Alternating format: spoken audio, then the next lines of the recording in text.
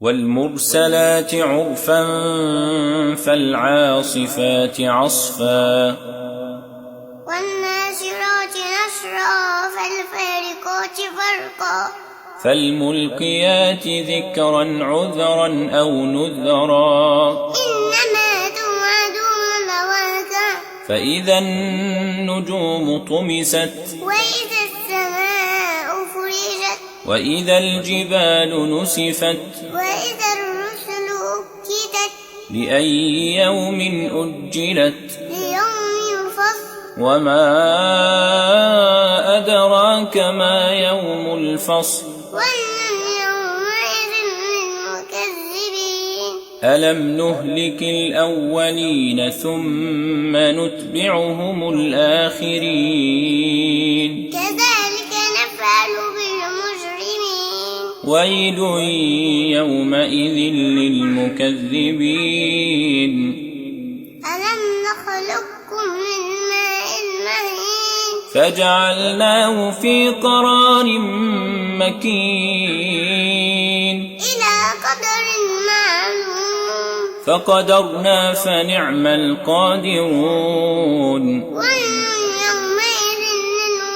للمكذبين ألم نجعل الأرض كفاتا أحياء وأمواتا وجعلنا فيها رواسي شامخات وأسقيناكم ماء فراتا ويل يومئذ للمكذبين انطلقوا إلى ما كنتم به تكذبون انطلقوا إلى ظل ذي ثلاث شعب لا ظليل ولا يغني من اللهب إنها ترمي بشرر كالقصر كأنه جمالة صفر ويل يومئذ للمكذبين هذا يوم لا ينطقون ولا يؤذن لهم فيعتذرون ويل يومئذ للمكذبين هذا يوم الفصل جمعناكم والأولين